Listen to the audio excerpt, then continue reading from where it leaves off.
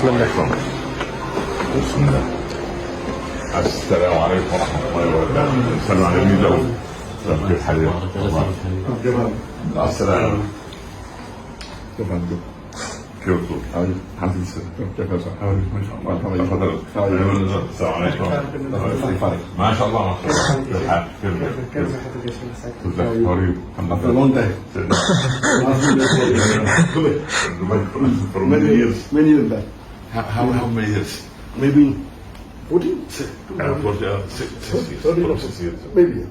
The last time I was in Dubai was... الحمد لله. How are you?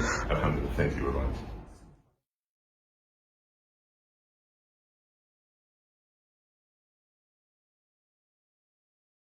So many thousands of people entered Islam after you, alhamdulillah. What was the most emotional moment for you? Like one specific story that affected you personally? That's right. Question is small, but answer is big. I mean, the many incidences which, mashallah, touched my life when non-Muslims accepted Islam.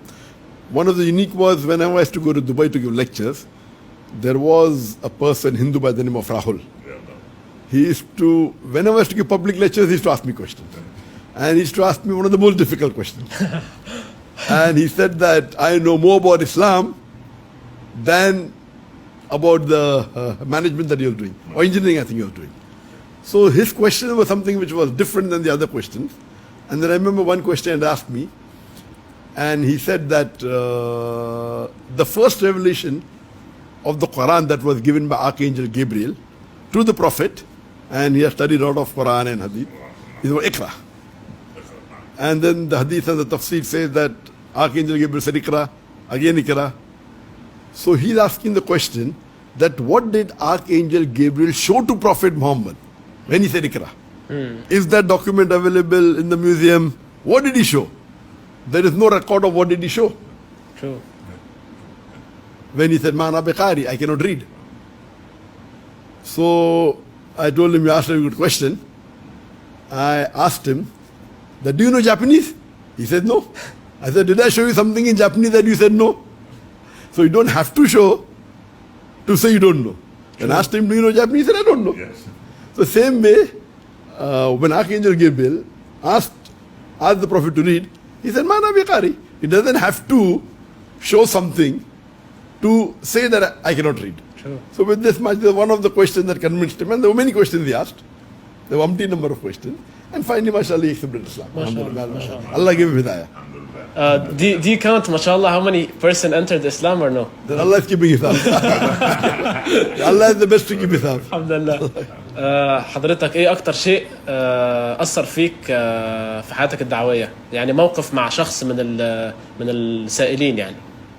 اولا الامور الدعوه دائما نجد فيها العجب العجاب، لكن الانسان في امر الدعوه بعد ان يتحمل تبعاتها يدعو الى الله باخلاص. لكن المواقف كثيره عندما يجابهك انسان مثلا ينكر الاديان او ينكر الدين او ينكر الاسلام، عندئذ تستطيع ان تستعين بالله سبحانه وتعالى بان تذب وتدافع عن دينك بطريقه يقبلها الاخر، او بطريقه يعني فيها حسن عرض لدين الله عز وجل. وديننا لا يحتاج الا ان نحسن العرض، فاذا احسننا العرض رب العباد سبحانه وتعالى يجعل الانسان يهتدي الى الله سبحانه وتعالى. Sheikh, can I ask you a personal question? Sure. How do you spend your day? Like you're a role model to many Muslims, so we want to know, like, how do you spend your day? When you wake up until sleep, like, what do you do?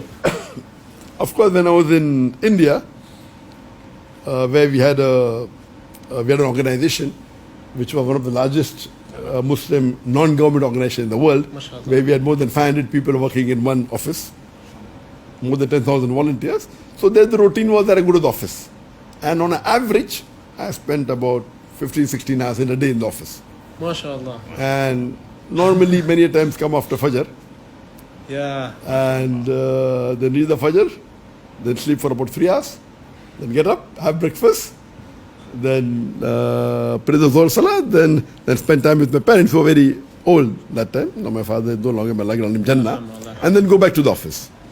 But naturally here when I did hijrah from India to Malaysia, there was a change in life.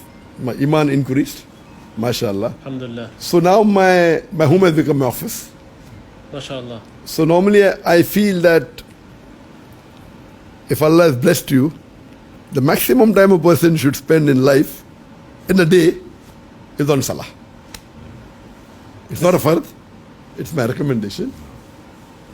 So, and the best for a Muslim, especially a da'i, that he should spend long hours in tahajjud.